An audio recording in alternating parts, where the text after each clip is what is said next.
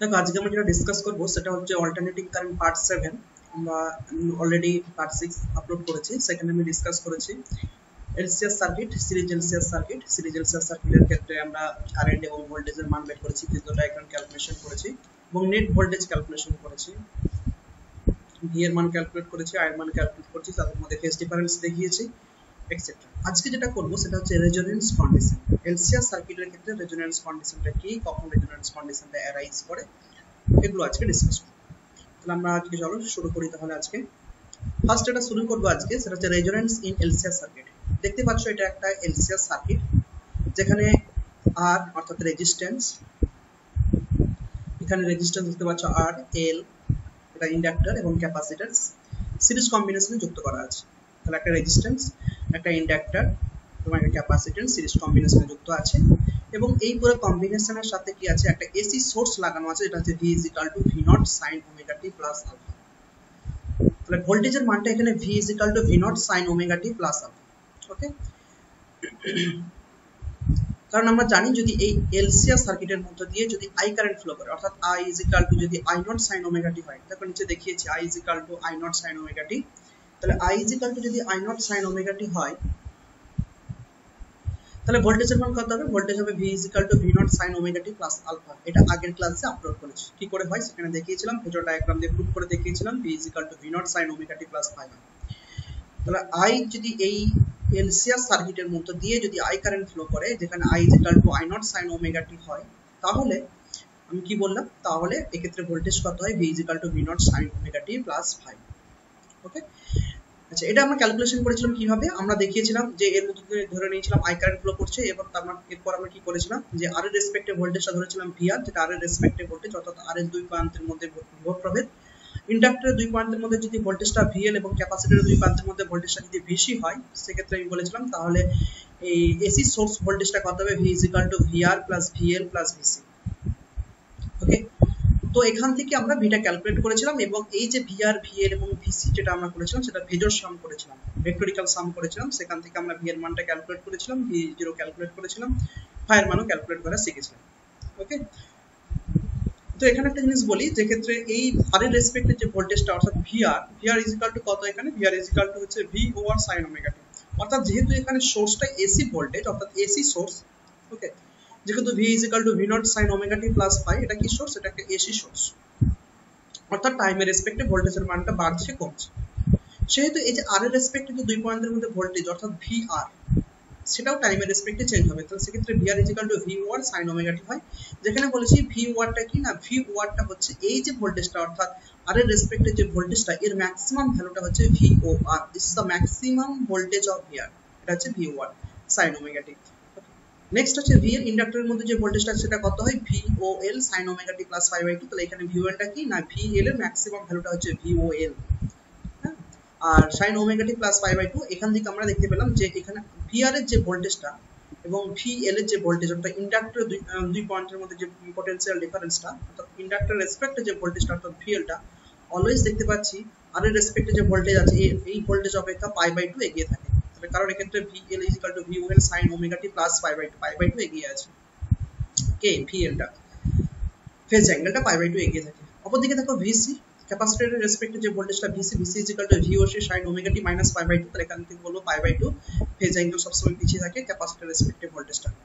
আর এখান থেকে আমরা আরো জেনেছিলাম যে ক্ষেত্রে ভিওআর ইজ ইকুয়াল টু কি হয়, ভিওআর ইজ ইকুয়াল টু হচ্ছে আই নট ইনটু আর। ভিওএলটা কি হয়? আই নট ইনটু এক্সএল, যেখানে এক্সএলটা কি, এক্সএলটা হচ্ছে ইন্ডাক্টরের, আমরা বলেছি এক্সএলটা হচ্ছে ইন্ডাক্টরের কি ইম্পিডেন্স, যেখানে এক্সএল এর ভ্যালু আমরা জানি ওমেগা ইনটু এল। অপরপক্ষে দেখো XC এ VOC সমান কি হয়? I naught into XC, voltage সমান current into impedance, current into resistance. তাহলে ক্যাপাসিটরের ক্ষেত্রে রেজিস্ট্যান্স হচ্ছে XC। তো এখানে XC ইজ ইকুয়াল টু কি হবে? I naught by omega C, কারণ XC ইজ ইকুয়াল টু আমরা জানি 1 বাই ওমেগা C। এগুলো আমরা অলরেডি জেনে এসেছি। সেখানে যে ফেজর ডায়াগ্রামটা দেখিয়েছিলাম, সেখানে দেখো ফেজর ডায়াগ্রাম ছিল এটা, অর্থাৎ এই যে এলসিএস সার্কিটের ক্ষেত্রে যদি আমরা এই ক্ষেত্রে ভিআর, ভিএল এবং ভিসি, এই তিনটা ভোল্টেজ, আর এর রেসপেক্টিভ ভোল্টেজ, ভিএল এর রেসপেক্টিভ ভোল্টেজ এবং ভিসি এর রেসপেক্টিভ ভোল্টেজ, এই তিনটা ভোল্টেজ আমি যদি তাদের ফেজর ডায়াগ্রাম করি, তাহলে ফেজর ডায়াগ্রামটা হবে এটা, অর্থাৎ এটা হচ্ছে ভিএল এর ফেজর ডায়াগ্রাম, এটা হচ্ছে ভিআর এর ফেজর ডায়াগ্রাম, এটা হচ্ছে ভিসি এর ফেজর ডায়াগ্রাম। এখানে ভিওএলটা কি না, এই যে ভিওএলটা যে ভেক্টরিক্যালটা ডিনোট করছে সেটা হচ্ছে ভিএল এর ম্যাক্সিমাম ভ্যালুটাকে ডিনোট করছে হচ্ছে ভিওএলটা। ভিওআরটাকে কি ডিনোট করছে, ভিওআরটা ডিনোট করছে হচ্ছে ভিআর এর ম্যাক্সিমাম ভ্যালুটাকে ডিনোট করছে ভিওআর, এবং ভিওসি কি ডিনোট করছে না ভিসি এর ম্যাক্সিমাম ভোল্টেজটাকে ডিনোট করছে ভিওসি। ঠিক আছে, কারণ এখানে তিনটা ভোল্টেজই আমরা এখানে কেন নিয়েছি, বিকজ কারণ এক্ষেত্রে আমরা যখন ভিটা ক্যালকুলেট করব, আই তো আমরা জানি ধরে নিয়েছি I is equal to I naught sine omega t, এখান থেকে যখন আমরা ভিটা ক্যালকুলেট করতে গিয়েছিলাম V is equal to V naught sine omega t plus I, এইটা ভ্যালুটা ক্যালকুলেট করার সময় আমরা কি করেছিলাম না ভিআর ভিএল এবং ভিসি এর ফেজর সাম করেছিলাম। এই তিনটা পোটেনশিয়ালে যদি ফেজর সাম করি তাহলে ভিটা আমরা পেয়ে যাব। সেক্ষেত্রে আমরা এইভাবে ভেক্টরিক্যাল এইভাবে সেটা কেমন করেছিলাম, তারপরে এখান থেকে আমরা ভি এর মানটা ক্যালকুলেট করে এই মানটা পেয়েছিলাম। ঠিক আছে, তো এখানে দেখো যদি এটা যদি ভোল্টেজের ফেজর ডায়াগ্রাম হয় তাহলে ক্ষেত্রে ইম্পিডেন্সের ফেজর ডায়াগ্রাম কি হবে, কারণ আমরা ভিওএল সমান কি জানি, ভিওএল সমান দেখো ভিওএল সমান আই নট ইনটু ওমেগা এল বা আই নট ইনটু এক্সএল। ঠিক আছে, অর্থাৎ VOL is proportional to XL বলতে পারি। তাহলে দেখো ভিওআর আবার আমরা কি জানি, ভিওআর সমান আই নট ইনটু আর, আবার ভিওসি এর সমান আমরা কি জানি আই নট ইনটু এক্সসি। তো যেহেতু এটা যদি ভোল্টেজের ফেজর ডায়াগ্রাম হয় তাহলে ইম্পিডেন্সের ফেজর ডায়াগ্রাম হবে এটা, অর্থাৎ এই দিক বরাবর হবে এক্সএল, এই দিক বরাবর হবে আর, এই দিক বরাবর হবে এক্স। এটা হচ্ছে ইম্পিডেন্সের ফেজর ডায়াগ্রাম। এলসিএস সার্কিটে এটা হচ্ছে ভোল্টেজের ফেজর ডায়াগ্রাম, অর্থাৎ ভিএল ভিআর এবং ভিসি এই তিনটে ভোল্টেজের ফেজর ডায়াগ্রাম হচ্ছে এটা। আর এক্ষেত্রে বেসিক্যালি হচ্ছে R impedance of resistance, impedance of inductance, impedance of capacitance যদি আমরা ফেজর ডায়াগ্রাম করি তাহলে আমরা এই ফেজর ডায়াগ্রামটা পেয়ে থাকি। ওকে, তো এবার দেখো এখানে যদি এক্সএলটা যদি আমি ধরে নিলাম যে এক্ষেত্রে ইম্পিডেন্স অফ ইন্ডাক্টর যেটা হচ্ছে এক্সএল, অর্থাৎ ইন্ডাক্টরের যে রেজিস্ট্যান্সটা সেটা যদি এক্সি থেকে বড় হয়, অর্থাৎ হয় না এক্সএল ইজ গ্রেটার দেন এক্সি যদি হয়, দেন টোটাল ভোল্টেজ তখন এই টোটাল ইম্পিডেন্সটা কত হবে, টোটাল ইম্পিডেন্সটা কত হবে কত, তখন আমি তখন কি করব, তিনটা ইম্পিডেন্স আছে এই ক্ষেত্রে, এক্সএল আছে, এক্সি আছে, আর এখানে আর আছে, এক্সএল আছে, এক্সি এবং আর আছে। তাহলে এই ক্ষেত্রে আমরা কি করব, এক্সএল এবং এক্সি এই যে দুটো ভেক্টর আছে এই দুটো ভেক্টর আগে রেজাল্টিং ভেক্টরটা নিয়ে নেব। তো এই দুটো ভেক্টর রেজাল্টিং ভেক্টরটা কত হবে, এই দিক বরাবর এক্সএল, এই দিক বরাবর এক্সি, যেহেতু এখানে এক্সএল ইজ গ্রেটার দেন এক্সি সেজন্য এই দুটো ভেক্টর রেজাল্টিং ভেক্টরটা হবে এক্সএল মাইনাস এক্সি, যেটা ডিরেকশনটা কোন দিকে হবে, এই দিক বরাবর। ঠিক আছে, কারণ তিনটে ভেক্টর আছে দেখো এখানে, একটা ভেক্টর, একটা ভেক্টর, একটা ভেক্টর। প্রথমে বলি এই ভেক্টরটা এবং এই ভেক্টর, এই দুটো ভেক্টর রেজাল্টিং ভেক্টর বের করব, তারপর হচ্ছে এই ভেক্টরটা আছে এই রেজাল্টিং ভেক্টরটা এই ভেক্টরের সঙ্গে, তারপর তাদের রেজাল্টিং ভেক্টরটা আমরা বের করব। তিনটা ভেক্টরের ক্ষেত্রে আমরা এইভাবে ক্যালকুলেশন করে জানি, ক্যালকুলেট করতে জানি, রেজাল্টিং ভেক্টরটা আমরা এইভাবে ক্যালকুলেট করে থাকি। তো এখানে যদি তোমরা দেখো তাহলে দেখো এখানে তাহলে আমরা এক্সএল, তাহলে এখানে যেটা দেখতে পাচ্ছ এই যে এক্সএল। ওকে, তাহলে এখানে এক্সএল আর এই দিকে নিচের দিকে আছে কি এক্সি, নিচের দিকে আছে এক্সি। সো এখানে এক্সএল এবং এক্সি এদের দুজনের রেজাল্টিং ভেক্টরটা আমরা ফার্স্ট অফ অল ক্যালকুলেট করে নেব। যদি আমরা এক্সএল এবং এক্সি ক্যালকুলেট করি তাহলে এক্সএল এবং এক্সি এর মধ্যে যদি রেজাল্টেন্ট ভেক্টর ক্যালকুলেট করি সেটা হচ্ছে এক্সএল মাইনাস এক্সি, যার ডিরেকশনটা হবে এক্সএল এর দিক বরাবর, আর হচ্ছে এই দিক বরাবর আছে আর। তাহলে এবার রেজাল্টিং ভেক্টরটা বলো, তাহলে এদের জেড এর মানটা কত, তাহলে জেড ইজ ইকুয়াল টু, তখন আমরা এটা যদি জেড আমরা ধরে নিই তাহলে এটা জেড ইজ ইকুয়াল টু হবে root under R square plus XL minus XC whole square. This is the total impedance of the LCS circuit. তাহলে এটা এলসিএস সার্কিটের ক্ষেত্রে টোটাল রেজিস্ট্যান্সটা এখানে আর আছে, এল আছে, সি আছে, তাহলে এদের ক্ষেত্রে টোটাল ইম্পিডেন্সটা কত হবে, Z is equal to root under R square plus XL minus XC whole square. এবার যদি বলো যদি এক্সএল ইকুয়ালস টু এক্সি হয়, এই ইম্পিডেন্স অফ ইন্ডাক্টর এবং ইম্পিডেন্স অফ ক্যাপাসিটরটা যদি ইকুয়াল হয়ে যায়, যদি এক্সএলটা এক্সির সাথে সমান হয়ে যায়, দেন জেড ইজ ইকুয়াল টু কত হবে, তখন জেড ইজ ইকুয়াল টু হবে আর। অর্থাৎ তখন এলসিএস সার্কিটের ক্ষেত্রে টোটাল ইম্পিডেন্সটা মিনিমাম হয়ে যাবে, সেটা কার সাথে সমান হবে, আর এর সাথে সমান হয়ে যাবে, তখন জেড ইজ ইকুয়াল টু কি হয়ে যাবে আর। ওকে, কখন হবে, when XL is equal to XC হবে। যদি এক্সএল ইকুয়ালস টু কোনো কারণে এক্স এর সাথে ইকুয়াল হয়ে যায়, দেন আমরা কি বলবো, দেন জেড ইজ ইকুয়াল টু কি হবে আর। ওকে, তাহলে তখন এই এলসিএস সার্কিটের ক্ষেত্রে টোটাল ইম্পিডেন্সের মানটা কি হয়ে যাবে, total impedance of the LCS circuit which is the minimum value হবে সেটা হবে আর। এই বিশেষ কন্ডিশনটাকে আমরা বলি রেজোন্যান্স কন্ডিশন। তাহলে একটা এলসিএস সার্কিটের ক্ষেত্রে যদি কোনো কারণে impedance of the inductor, impedance of the ক্যাপাসিটরটা যদি ইকুয়াল হয়ে যায়, তখন ওই এলসিএস সার্কিটের ক্ষেত্রে টোটাল ইম্পিডেন্সটা সবথেকে মিনিমাম হয়ে যায়, যেটা কার সাথে সমান হয়, দেন জেড ইজ ইকুয়াল টু হয়ে যায় আর। তখন টোটাল ইম্পিডেন্সটা আর এর সাথে সমান হয়ে যায়। তো এই বিশেষ কন্ডিশনটাকে আমরা বলি রেজোন্যান্স কন্ডিশন। তাহলে এই ক্ষেত্রে এক্সএল ইজ ইকুয়াল টু এক্সি হয়ে যাচ্ছে, অর্থাৎ এই ক্ষেত্রে এক্সএল এর মানটা আমরা লিখতে পারি ওমেগা এন সমান এক্সি ইজ ইকুয়াল টু মানে 1 বাই ওমেগা সি, অর্থাৎ তখন omega square is equal to আমরা লিখতে পারি 1 by LC. Omega is equal to 1 by root under LC. তাহলে ওমেগা যদি 1 বাই রুট আন্ডার এলসি হয়, then omega is equal to আমরা জানি এবার 2 পাই এফ। সো এখান থেকে আমরা এফ ক্যালকুলেট করতে পারি, f is equal to 1 by 2 pi root under LC. এই ফ্রিকোয়েন্সিটাকে বলা হয় রেজোনেন্স ফ্রিকোয়েন্সি। এই ফ্রিকোয়েন্সিটাকে কি বলবো? Resonance frequency. এই ফ্রিকোয়েন্সিটা কার ফ্রিকোয়েন্সি? বেসিক্যালি এই ওমেগাটা হচ্ছে ফ্রিকোয়েন্সি অফ এসি সোর্স, অর্থাৎ আমি যে এসি সোর্সটা এখানে কানেক্ট করেছিলাম, আমরা যে এসি সোর্সটা আমরা কানেক্ট করেছিলাম, সেই এসি সোর্সটার ফ্রিকোয়েন্সির উপর ডিপেন্ড করছে এক্সএল এর মান এবং এক্সসি এর মান। কারণ এক্সএল ইজ ইকুয়াল টু, দেখো এক্সএল ইজ ইকুয়াল টু হচ্ছে ওমেগা ইনটু এল, তাহলে এটা ওমেগার মানের উপর ডিপেন্ড করছে। XC is equal to omega into C, 1 by omega into C, অর্থাৎ এক্ষেত্রে এক্সএল এবং এক্সসি এর মানটা কার উপর ডিপেন্ড করছে? না, এই এসি সোর্সের ফ্রিকোয়েন্সির উপর ডিপেন্ড করছে। ঠিক আছে, তাহলে এমন পার্টিকুলার একটা ফ্রিকোয়েন্সি আমরা পাবো যেটা এসি সোর্সের এমন একটা পার্টিকুলার ফ্রিকোয়েন্সি থাকবে যে ফ্রিকোয়েন্সিতে কি হবে, এই পার্টিকুলার ফ্রিকোয়েন্সি বলতে এই ফ্রিকোয়েন্সি, যদি সোর্সের ফ্রিকোয়েন্সি এটা হয়ে যায় 1/25 ইনটু রুট আন্ডার এলসি যদি হয়ে যায় ফ্রিকোয়েন্সির মানটা, অর্থাৎ এই ফ্রিকোয়েন্সিটাকে আমরা বলি রেজোনেন্স ফ্রিকোয়েন্সি, দেন কি হবে? তখন এই এক্সএল ইজ ইকুয়াল টু হয়ে যাবে XR, then XL is equal to হয়ে যাবে XC, sorry XL is equal to হয়ে যাবে এক্সসি, এবং তখন কি হবে? তখন এই এলসিএস সার্কিটের ক্ষেত্রে টোটাল ইম্পিডেন্সটা মিনিমাম হয়ে যাবে, সেটা কার সাথে সমান হয়ে যাবে? আর এর সাথে সমান হয়ে যাবে। তো এলসিএস সার্কিটের ক্ষেত্রে টোটাল ইম্পিডেন্সটা যদি মিনিমাম হয়ে যায়, তাহলে কারেন্টটা তখন কি হবে? তখন আমরা বলবো কারেন্টটা তখন হয়ে যাবে ম্যাক্সিমাম, কারণ টোটাল ইম্পিডেন্স মিনিমাম মানে কারেন্ট হবে কি? ম্যাক্সিমাম। তখন এলসিএস সার্কিটের ক্ষেত্রে কারেন্টটা কি হয়ে যাবে? ম্যাক্সিমাম কারেন্ট আমরা পেয়ে থাকি, কারণ ইম্পিডেন্স মিনিমাম হচ্ছে মানে কারেন্টটা হয়ে যাবে ম্যাক্সিমাম কারেন্ট। ঠিক আছে, তো এটা ছিল আমার এলসিএস সার্কিটের ক্ষেত্রে রেজোনেন্স ফ্রিকোয়েন্সি। এটা আমার পরীক্ষায় পড়ে, রেজোনেন্স ফ্রিকোয়েন্সির ক্যালকুলেশনটা পরীক্ষায় পড়ে, বা এই ফর্মুলাটাকে ইউজ করে একটু নিউমেরিক্যাল আছে, অর্থাৎ কোন একটা এলসিএস সার্কিটে এল এর মান, সি এর মান, আর এর মান বলে দেওয়া থাকে, সেখান থেকে বলে যে calculate the resonance frequency. LC বলে দেওয়া থাকলে আমরা রেজোনেন্স ফ্রিকোয়েন্সির মান ক্যালকুলেট করে নিতে পারবো।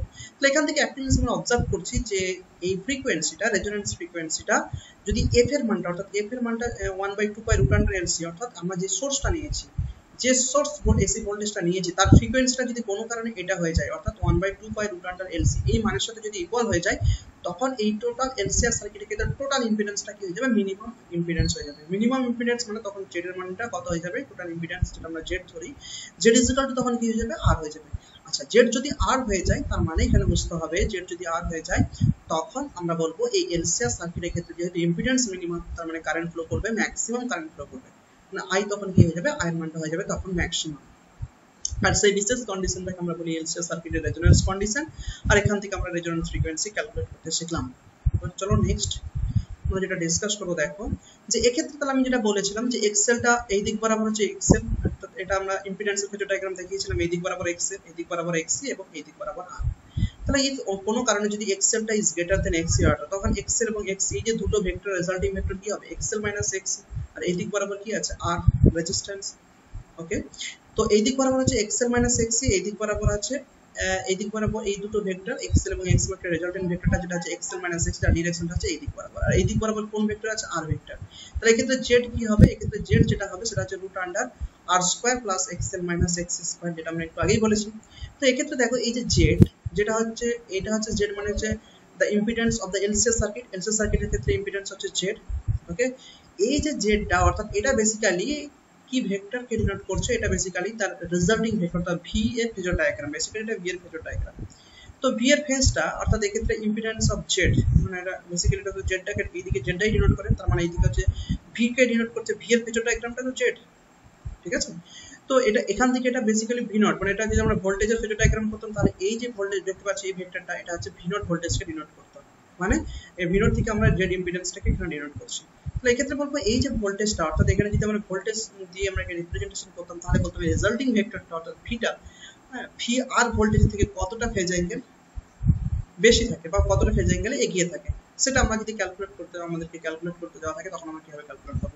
দেন আমরা এই অ্যাঙ্গেলটাকে ধরলাম phi angle. So tan phi is equal to আমরা কি করব? tan phi is equal to আমরা করব xl minus xc by r। Then tan phi কি হবে? দেন tan phi is equal to কি হবে? লম্ব বাই ভূমি, পারপেন্ডিকুলার বাই বেস। পারপেন্ডিকুলার মানে হচ্ছে এই ডিসটেন্সটা, আর বেস বলতে আমরা দেখছি এই ডিসটেন্সটা। তাহলে পারপেন্ডিকুলার হচ্ছে xl minus xc, এবং বেস যেটা সেটা হচ্ছে এখান থেকে এটা, সেটা হচ্ছে বেস, এটা হচ্ছে r। তো here tan phi is equal to কি হবে? tan phi is equal to হবে xl minus xc by r। So এখান থেকে আমরা বলতে পারি, এবার রেজোনেন্স কন্ডিশনে যেহেতু এক্সএলটা এক্স এর সাথে ইকুয়াল হয়ে যায়, সেহেতু এখানে ফাই ইজ ইকুয়াল টু কত হয়ে যাবে? 0 ডিগ্রি হয়ে যাবে। তো ফাই যদি 0 ডিগ্রি হয়ে যায়, তাহলে tan phi is equal to কত হবে? 0। তো here I is equal to I naught sin omega টি।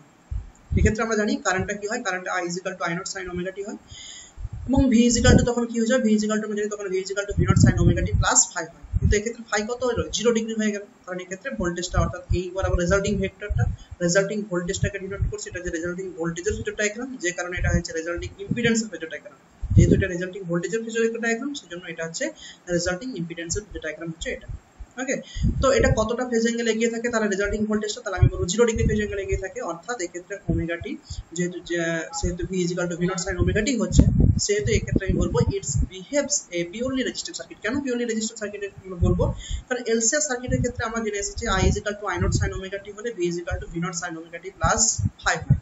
কিন্তু এক্ষেত্রে যেহেতু এই কন্ডিশনটা রেজোনেন্স কন্ডিশনে ফাইয়ের মধ্যে যদি 0 ডিগ্রি হয়ে যাচ্ছে, তাহলে এক্ষেত্রে দেখো যে কারেন্টের ফেজ অ্যাঙ্গেল ওমেগা টি, ভোল্টেজের phase angle omega t same ফেজে আছে। এক্ষেত্রে বলবো current and voltage R same phase. এক্ষেত্রে কারেন্টের যে ফেজে আছে ভোল্টেজও সে ফেজে আছে, অর্থাৎ এদের মধ্যে ফেজ ডিফারেন্সটা যেহেতু 0 ডিগ্রি, এদের মধ্যে কোনো ফেজ ডিফারেন্স নেই, এটা ওমেগা টি, এখানেও এর ফেজ অ্যাঙ্গেলটা হচ্ছে ওমেগা টি, সেইজন্য আমি বলবো এটা হচ্ছে it's behave A purely resistive circuit. তো পিওরলি রেজিস্টিভ সার্কিটের ক্ষেত্রে আমরা দেখেছিলাম কারেন্টের ফেজ অ্যাঙ্গেল এবং ভোল্টেজের ফেজ অ্যাঙ্গেল সেম, এক্ষেত্রে সেটাই দেখছি, কারেন্ট এবং ভোল্টেজের ফেজ অ্যাঙ্গেলটা সেম, সেজন্য আমরা বলবো it's behave A purely resistive circuit. এটা পিওরলি রেজিস্টিভ সার্কিটের মতো বিহেভ করবে। এটা এমসিকিউ কোশ্চেন আছে, বলে কখন এলসিআর সার্কিট একটা পিওরলি রেজিস্টিভ সার্কিটের মতো বিহেভ করবে, অর্থাৎ পিওরলি রেজিস্টিভ সার্কিট মানে সেখানে একটা মাত্র রেজিস্টার যুক্ত আছে একটা এসি ভোল্টেজের সাথে। আমি ফার্স্ট ক্লাসে বলেছিলাম, সেকেন্ড ক্লাসে যারা দেখোনি purely resistive circuit, purely capacitive circuit, purely inductive সার্কিটের আমি ভিডিও করেছিলাম, দেখে নিও। তো সেখানে ডিসকাস করেছিলাম, তো it's behave A purely resistive circuit তখনই হবে যখন এলসিআর সার্কিটের রেজোনেন্স কন্ডিশনে আসবে। ওকে, তো এটা এমসিকিউ কোশ্চেন আসতে পারে যে কখন একটা এলসিআর সার্কিট পিওরলি রেজিস্টিভ সার্কিটের মতো বিহেভ করবে, যখন সেটা রেজোনেন্স কন্ডিশনে আসবে, অর্থাৎ যখন ফ্রিকোয়েন্সির মানটা, অর্থাৎ এলসিআর সার্কিটের ক্ষেত্রে যে ফ্রিকোয়েন্সিটা আমরা আমাদের নিয়েছিলাম, অর্থাৎ এলসিআর সার্কিটের ক্ষেত্রে আমরা এসি সোর্স হিসেবে যে ফ্রিকোয়েন্সিটা নিয়েছিলাম, অর্থাৎ এক্ষেত্রে ওমেগার মানটা যদি 1/√LC হয়ে যায়, তখন সেটা ওই এলসিআর সার্কিটটা একটা পিওরলি রেজিস্টিভ সার্কিটে যা বিহেভিয়ার, সেই বিহেভিয়ারটা শো আপ করবে। তো এটা ছিল আমার এমসিকিউ এর ইম্পর্টেন্ট একটা কোশ্চেন। এবার নেক্সট আমরা যেটা ডিসকাস করব, দেখো এই ক্ষেত্রে আমরা এক্সএল ইকুয়াল টু কি জানি, ওমেগা ইনটু এল জানি। ওকে, এবং xc ইকুয়াল টু আমরা কি জানি, 1/ওমেগা c জানি। xl equal to omega l, সেখান থেকে আমরা 2πfl লিখতে পারি, যেহেতু এটা ওমেগা c 1/2πfc লিখতে পারি। তো এখান থেকে আমরা z এর মানটা জানি, যদি xl টা ইজ গ্রেটার দেন xc হয়, তখন z ইকুয়াল টু কত হবে, z equal to √r² plus xl minus x0 whole square. Okay, এবার দেখো যে এসি ভোল্টেজটা নিয়েছি তার ফ্রিকোয়েন্সিকে যদি আমরা ইনক্রিজ করি, তাহলে xl কি হবে, এটা ইনক্রিজ হবে, এটা ডিক্রিজ করে দিয়েছি ভাই, কারণ সেক্ষেত্রে xl এর মানটা কি হবে, ইনক্রিজ করবে, কারণ দেখো এখানে xl = 2πfl, ঠিক আছে। তাহলে এখানে যদি f ইনক্রিজ করে, যদি ফ্রিকোয়েন্সিটা ইনক্রিজ করে, তাহলে xl এর মানও ইনক্রিজ করবে। আবার যদি এখানে ফ্রিকোয়েন্সি ইনক্রিজ করে, তাহলে এখানে বলবো xc কি করবে, ডিক্রিজ করবে। দেখতেই পাচ্ছ ইকুয়েশন থেকে, কারণ এখান থেকে দেখতেই পাচ্ছ xl is directly proportional to f, আর এক্ষেত্রে xc is inversely proportional to f। যেহেতু ইনভার্সলি প্রপোর্শনাল টু f, সেজন্য এই ক্ষেত্রে বলবো ফ্রিকোয়েন্সি বাড়ার সঙ্গে সঙ্গে xl টা বাড়বে, এটা উপর দিকে এর চিহ্নটা হবে, আর xc টা ডিক্রিজ করবে, যেটা এখানে করেছি। দেখো f ইনক্রিজ করা মানে xl টা ইনক্রিজ করবে, xc টা ডিক্রিজ করবে। তাহলে এখানে একটা জিনিস অবজার্ভ করি, এখানে যদি আমরা গ্রাফিক্যাল রিপ্রেজেন্টেশন করি, অর্থাৎ xl এর সাথে ফ্রিকোয়েন্সি, এটা হচ্ছে এলসিআর সার্কিটের ক্ষেত্রে যে ভোল্টেজটা আমরা সাপ্লাই করেছি, সাপ্লাইং ভোল্টেজ যেটা v এটা নিয়েছি v0 sin omega t plus alpha, সেক্ষেত্রে এই সাপ্লাই ভোল্টেজের যে ফ্রিকোয়েন্সি অর্থাৎ ওমেগাটা, তার ফ্রিকোয়েন্সি এটা f, ফ্রিকোয়েন্সি যদি আমরা বাড়াই তাহলে xl এর মান কি হবে, ফ্রিকোয়েন্সি বাড়ালে এলসিআর সার্কিটের ক্ষেত্রে ইন্ডাক্টরের রেসপেক্টিভ ভোল্টেজ, তাহলে এই ক্ষেত্রে আমরা কি করব, দেখো এক্ষেত্রে যদি এক্ষেত্রে একটা ভালো জিনিস তোমাদেরকে জানতে হবে, তাহলে এক্ষেত্রে যদি আমরা এই ওমেগার মানটা ইনক্রিজ করি, ফ্রিকোয়েন্সিকে ইনক্রিজ করি, ওমেগার মান ইনক্রিজ করি, তাহলে দেখব এই যে ইন্ডাক্টর রেসপেক্টেড যে ইম্পিডেন্স, ইন্ডাক্টরের যে ইম্পিডেন্স অর্থাৎ xl, ইন্ডাক্টর ইম্পিডেন্স কি xl, এই xl মান কিন্তু ইনক্রিজ করবে, xl এর মান ইনক্রিজ করবে। কিন্তু আমি একই রকম ভাবে ফ্রিকোয়েন্সি বাড়াচ্ছি, হচ্ছে ফ্রিকোয়েন্সি যদি বাড়াই, তখন দেখব এই ক্যাপাসিটরের যে ইম্পিডেন্স অর্থাৎ x, এটা আবার ডিক্রিজ করবে। তো এখানে দেখো সেটাই বলা হয়েছে যে যেহেতু xl is directly proportional to f, সেজন্য xl এবং f এর মধ্যে যে কার্ভটা হবে সেটা হবে স্ট্রেট লাইন, কারণ এটা হচ্ছে y = mx সরলরেখার মতো হচ্ছে, তাই না? এটা y = কোন সরলরেখার মতো হচ্ছে, mx সরলরেখার মতো হচ্ছে, যেখানে আমরা বলবো এটা হচ্ছে y, mx এটা হচ্ছে x, f টা এখানে x, আর এটা হচ্ছে 2π l টা হচ্ছে এক্ষেত্রে m, আর এখানে ইন্টারসেপ্টর ছেদাংশগুলো নেই, সেজন্য এটা মূল বিন্দুগামী সরলরেখা হবে। এক্ষেত্রে বুঝতেই পারছো গ্রাফটা এরকম আসবে, এই গ্রাফটা এক্সামে আসবে। আবার যদি আমরা এক্ষেত্রে ফ্রিকোয়েন্সি ভার্সেস x এর গ্রাফ করি, ঠিক আছে, এক্সিটা হচ্ছে কি ইম্পিডেন্স অফ ক্যাপাসিটর, ক্যাপাসিটরের ইম্পিডেন্স এক্সি। এখানে এফ ভার্সাস যদি আমরা এক্সি করি তাহলে কি হবে দেখো, এফ ভার্সাস যদি এখানে এক্সি করি তাহলে কার্ভটা কেমন হবে, কারণ এটা হচ্ছে ইনভার্সলি প্রপোর্শনাল, এখানে এক্সি এবং এফ ইনভার্সলি প্রপোর্শনাল, সেজন্য আমার কার্ভটা এরকম। ওকে, তো এটা গেল আমার এক্সএল ভার্সেস এফ এর কার্ভ, এটা গেল আমার এক্সি ভার্সেস এফ এর কার্ভ। নেক্সট আমরা যদি ডিসকাস করব যে কার্ভটা, সেটা হচ্ছে জেড ভার্সেস এফ এর কার্ভ। দেখো জেড ভার্সেস এফ এর কার্ভ আমাকে করতে গেলে তোমাকে জানতে হবে জেড কি। জেড ইজ ইকুয়াল টু আমরা কি জানি, জেড ইজ ইকুয়াল টু আমরা জানি root under R square plus XL minus X square. এবার দেখো ফ্রিকোয়েন্সির সাথে জেড এর মানের কি পরিবর্তন হবে।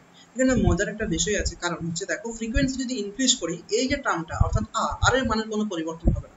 আমি ফ্রিকোয়েন্সি বাড়াই বা কমাই, এলসিএস সার্কিটের ক্ষেত্রে যে এসি সোর্সটা আমরা ইউজ করি তার ফ্রিকোয়েন্সি বাড়াচ্ছি বা কমাচ্ছি তার উপর আর এর মান ডিপেন্ড করবে না, আর ইজ আ কনস্ট্যান্ট, আমরা আর এর মান কোনো পরিবর্তন লক্ষ্য করি না। কিন্তু যদি আমরা ফ্রিকোয়েন্সি বাড়াই তখন দেখবো এক্সএল ইনক্রিজ করছে, ফ্রিকোয়েন্সি যদি আমরা কমাই দেখবো এক্সএল ডিক্রিজ করছে, আবার ফ্রিকোয়েন্সি যদি বাড়াই এক্সি দেখবো ডিক্রিজ করছে, কমালে দেখবো এক্সি ইনক্রিজ করছে।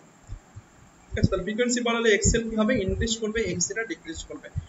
তাহলে একটা জিনিস দেখো, যদি আমরা ফ্রিকোয়েন্সির সঙ্গে যদি চেঞ্জ লক্ষ্য করি তাহলে কিছুটা মজার ব্যাপার আছে, কারণ এই টার্মটা বাড়ছে এটা কমছে, অর্থাৎ এদের মধ্যে ডিফারেন্সটা বাড়ছে, এদের মধ্যে ডিফারেন্স বাড়লে মানে জেড এর মান বাড়বে। তো ফার্স্ট অফ অল আমরা কি করলাম, এই কার্ভটা ড্র করার জন্য আমরা ফার্স্ট কি করব, এখানে আমি ধরে নিলাম একটা ফ্রিকোয়েন্সি আসবে, অর্থাৎ যেখানে এক্সএল ইজ ইকুয়াল টু এক্সি হয়ে যাবে, অর্থাৎ এটা রেজোনেন্স ফ্রিকোয়েন্সি। রেজোনেন্স ফ্রিকোয়েন্সিটা আমি ধরলাম এটা হচ্ছে এফ, এই ফ্রিকোয়েন্সিটাকে আমি ধরলাম এফ নট, যেটা এটা হচ্ছে রেজোনেন্স ফ্রিকোয়েন্সি। আচ্ছা, এই রেজোনেন্স ফ্রিকোয়েন্সিতে কি হয়, এক্সএল এর মানটা এক্সি হয়ে যায়, অর্থাৎ তখন ইম্পিডেন্সটা কি হয়, জেড ইজ ইকুয়াল টু আর, যেটা মিনিমাম ইম্পিডেন্স হবে। তাহলে এই যে পয়েন্টটা পেলাম, এই পয়েন্টটা দেখো এটা হচ্ছে আর।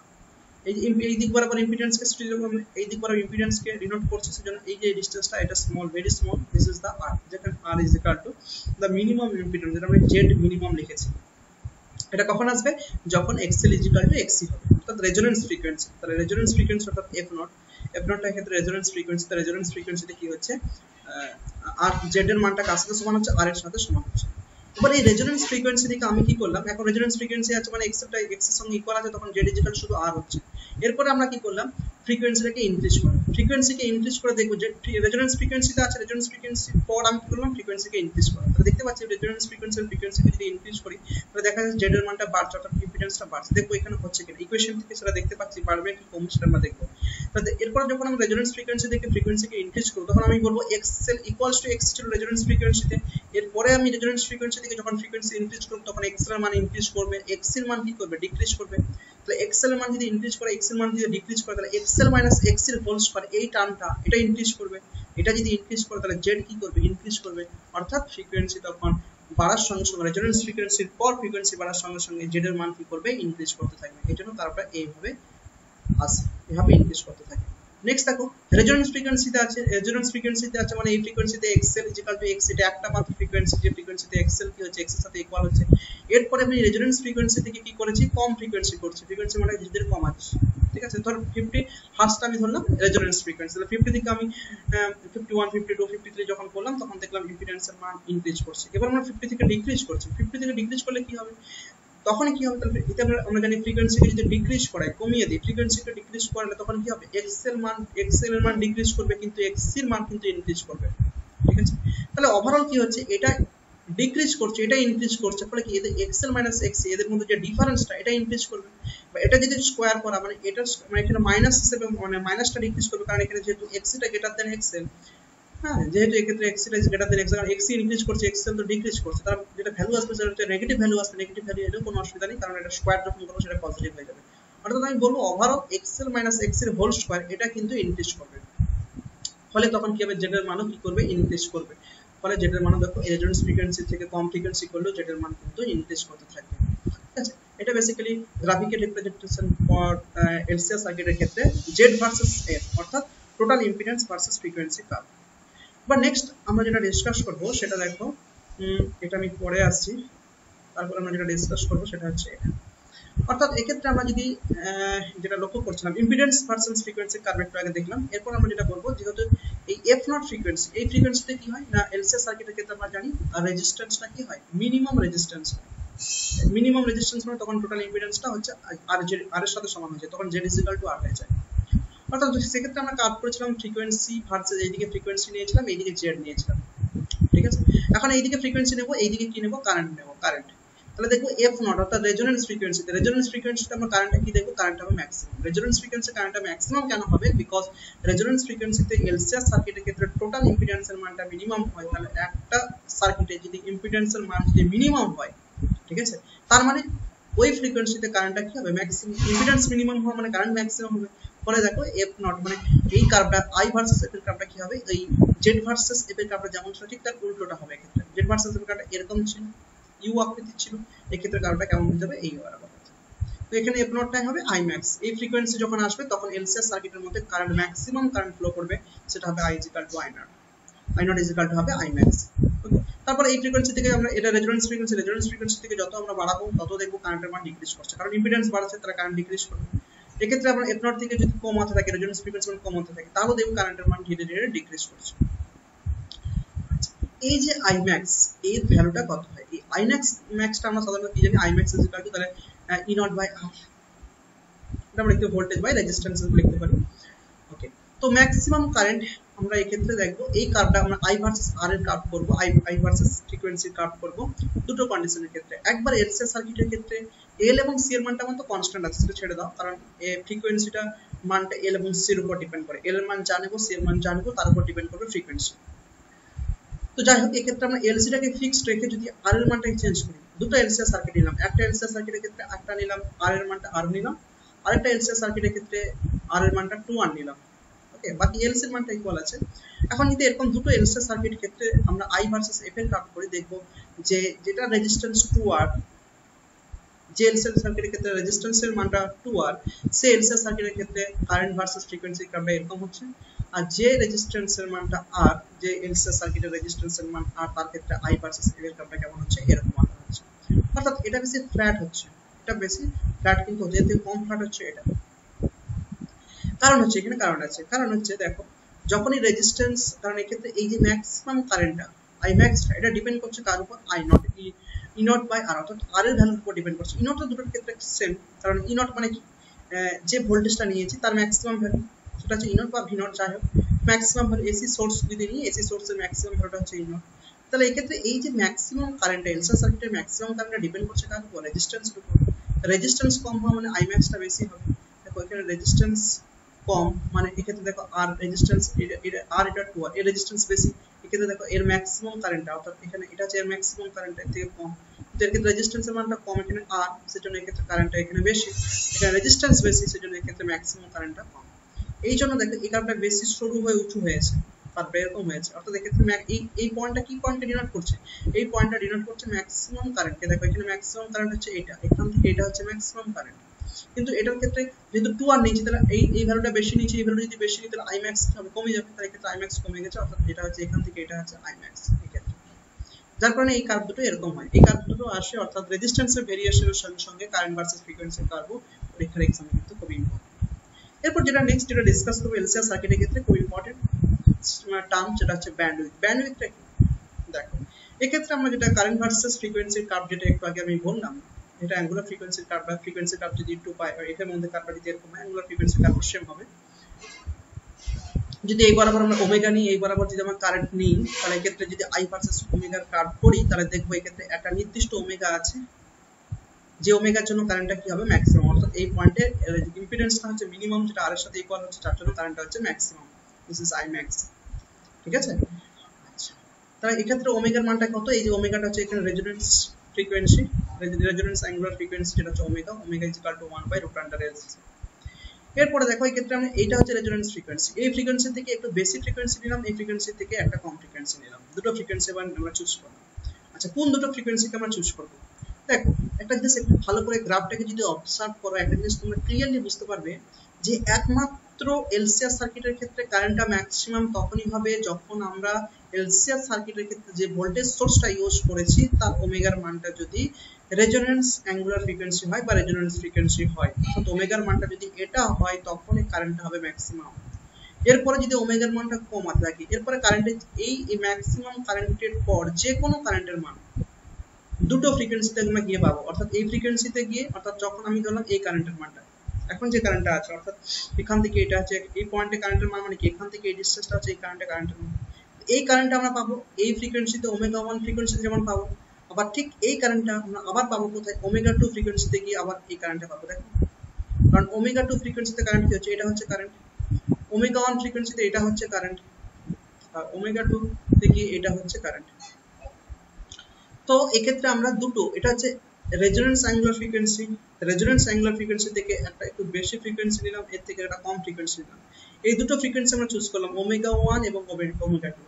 ঠিক আছে, এই ওমেগা 1 এবং ওমেগা 2 এই দুটো অ্যাঙ্গুলার ফ্রিকোয়েন্সিতে কারেন্টের মানটা কি হবে, কারেন্টের মানটা হবে I max by √2, অর্থাৎ ম্যাক্সিমাম যে কারেন্টটা তার 1/√2 হবে এই ওমেগা 1 ফ্রিকোয়েন্সিতে কারেন্ট, আর তার ওই ম্যাক্সিমাম কারেন্টের 1/√2 গুণ হবে ওমেগা 2 কারেন্ট। অর্থাৎ এই একই কারেন্ট আমরা দুটো এলসি সার্কিটের দুটো ফ্রিকোয়েন্সিতে গিয়ে পাবো, একটা ওমেগা 1 ফ্রিকোয়েন্সিতে গিয়ে পাবো, একটা হচ্ছে ওমেগা 2 ফ্রিকোয়েন্সিতে গিয়ে এই I max by √2 কারেন্ট পাবো। তাহলে আমরা ফার্স্ট কি করলাম, রেজোনেন্স ফ্রিকোয়েন্সিতে কারেন্টটাকে আমরা মেজারমেন্ট করলাম। এরপরে আমরা কি করলাম, এই যে ম্যাক্সিমাম কারেন্টের 1/√2 কারেন্ট যে দুটো ফ্রিকোয়েন্সিতে হবে সেই দুটো ফ্রিকোয়েন্সিকে ডিনোট করলাম, একটা ধরে নিলাম ওমেগা 1, একটা ওমেগা 2।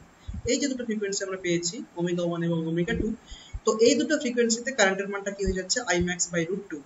এখন ব্যান্ডউইথ বলতে কি বুঝি, ব্যান্ডউইথ হলো এই যে দুটো ফ্রিকোয়েন্সি অর্থাৎ ওমেগা 1 এবং ওমেগা 2 এদের মধ্যে যে ডিফারেন্সটা অর্থাৎ যেটা হচ্ছে ডেল ওমেগা, যেটা হচ্ছে ওমেগা 1 এবং ওমেগা 2 এই যে দুটো ফ্রিকোয়েন্সি এদের যে ডিফারেন্স সেটাই হচ্ছে ব্যান্ডউইথ, সেটা হচ্ছে ডেল ওমেগা, সেটাকে আমরা বলবো ব্যান্ডউইথ।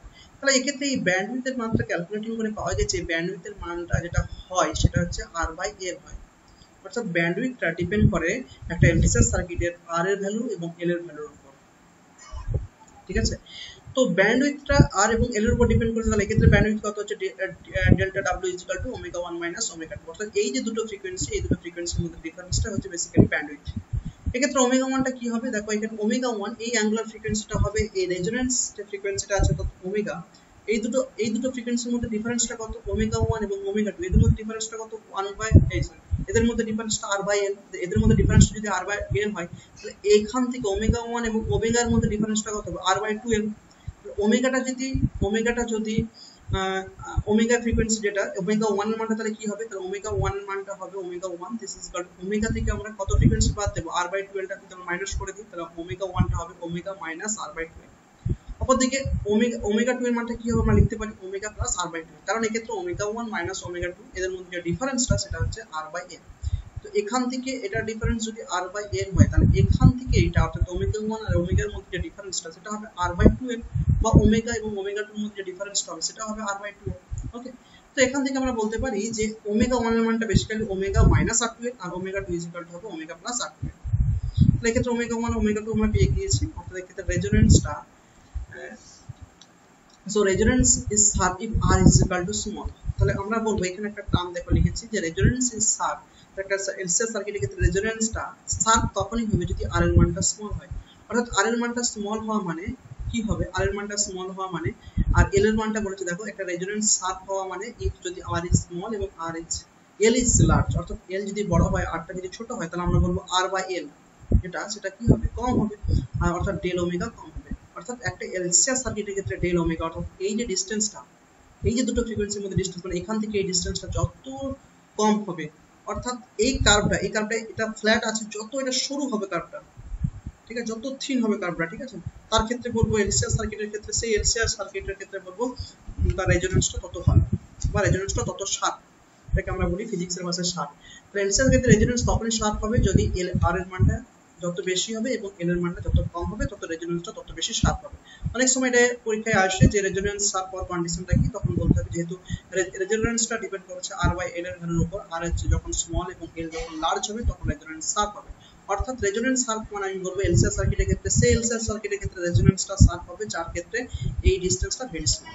ওকে, এবার নেক্সট আমরা যেটা ডিসকাস করব সেটা হচ্ছে Q factor, very important term, সেটা হচ্ছে কিউ ফ্যাক্টর। কিউ ফ্যাক্টরটা দেখো কিউ ফ্যাক্টরটা হচ্ছে বেসিক্যালি একটা এলসিআর সার্কিটের কিউ ফ্যাক্টর বলতে কি বুঝি, কিউ ফ্যাক্টরটা হচ্ছে বেসিক্যালি ওই এলসিআর সার্কিটের রেজোনেন্স ফ্রিকোয়েন্সি এবং ব্যান্ডউইথ এদের যে রেশিও। রেজোনেন্স ফ্রিকোয়েন্সিটা হচ্ছে ওমেগা, যেটা আমরা রেজোনেন্স ফ্রিকোয়েন্সি ধরে নিলাম ওমেগা, এবং ব্যান্ডউইথ যেটা হচ্ছে ডেল ডাব্লিউ বা ডেল ওমেগা, যেটা ডেল ওমেগা, এদের যে দুটো রেশিও সেটাকে আমরা বলবো ওই এলসিআর সার্কিটের কিউ ফ্যাক্টর। ঠিক আছে, এখানে কি ফ্যাক্টর করতে হবে, তাহলে এখানে omega is equal two 1/√LC এবং ডেল ওমেগার মানটা হচ্ছে এটা R/L হবে, সো এটা চেঞ্জ করে নেবে, এটা হচ্ছে R/L, ডেল W কি আমরা জানি R/L, সো এটা হবে R/L। তো তো এখানে যদি আমরা r/l করি, ঠিক আছে, এটা যদি আমরা r/l করি তাহলে এই ক্ষেত্রে দেখো কাটাকাটি করলে একটা এর উপরে যাচ্ছে, সো এখান থেকে 1/r * √l/c হবে। এটা আছে কিউ ফ্যাক্টর। তাহলে কিউ ফ্যাক্টর ইকুয়াল টু কি হচ্ছে 1/r * √l/c। এবার দেখো আমরা জানি, এবার আমরা এটা আমাদের ব্যান্ডউইথ থেকে আমি একটা এলসিআর সার্কিটের রেজোনেন্সটা শার্প কিনা সেটা আমরা বুঝলাম, যে ব্যান্ডউইথটা যত কম হবে তার রেজোনেন্স তত শার্প হবে। তো কিউ ফ্যাক্টর দিয়েও আমরা রেজোনেন্স শার্প হবে কিনা বা সেটা আমরা বুঝতে পারি। সেটা কিভাবে বুঝবো? দেখো কিউ ফ্যাক্টরের ক্ষেত্রে আমরা জেনে এসেছি যে রেজোনেন্স তখনই শার্প হবে যখন আর স্মল এবং এল লার্জ। দেখো এখানে আর যদি স্মল হয়, এলটা যদি লার্জ হয়, তাহলে কিউ ফ্যাক্টরটা বেশি হবে। এল এর মানটা খুব বেশি যদি হয় এবং আরটা যদি স্মল হয়, তাহলে বলবো এখানে কিউ ফ্যাক্টরের মান বেশি হবে। তাহলে কিউ ফ্যাক্টরের মান যত বেশি হবে তত এলসিআর সার্কিটের ক্ষেত্রে রেজোনেন্স তত ভালো হবে, রেজোনেন্স তত শার্প হবে। আচ্ছা, তার ফলে কি বেটার টিউনিং হয়। আচ্ছা, টিউনিংটা আমি আসি এবার। আমি এখানে বলেছি আবার শার্প রেজোনেন্স, একটা এলসিআর সার্কিটের ক্ষেত্রে শার্প রেজোনেন্স হয়, বেটার টিউনিং হয়। আচ্ছা, বেটার টিউনিং জিনিসটা কি? টিউনিং কখন বেটার হবে সেটা কি করে বলবো? এই বেটার টিউনিংটা কি আগে বুঝতে হবে। বেটার টিউনিংটা কি? এই টিউনিং অফ রেডিও। দেখো রেডিও যখন আমরা দেখেছি, রেডিওর ক্ষেত্রে আমরা দেখেছি অনেকগুলো ফ্রিকোয়েন্সি থাকে, 91.3, 91.2, 90 এরকম পরপর ফ্রিকোয়েন্সি থাকে।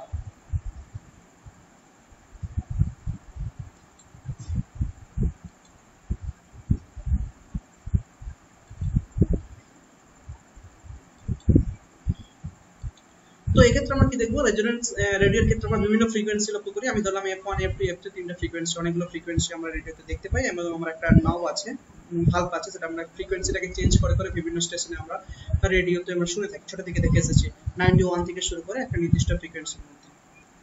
ওগুলো কি? আমরা যে নবটা দিয়ে ঘোরাই, আমরা যখন ফ্রিকোয়েন্সি সেটআপ করি, আমরা দেখি কখনো কখনো 100.1 এ ভালো শোনা যায়, কখনো কখনো 100.4 এ ভালো শোনা যায়। আমরা এভাবে ফ্রিকোয়েন্সি চেঞ্জ করে করে আমরা দেখি কোন স্টেশনে কোন সবথেকে ভালো পরিষ্কার কোথায় শোনা যাচ্ছে, যে শার্পনেস কোথায়, সাউন্ডটা বেশি শার্পনেস হচ্ছে।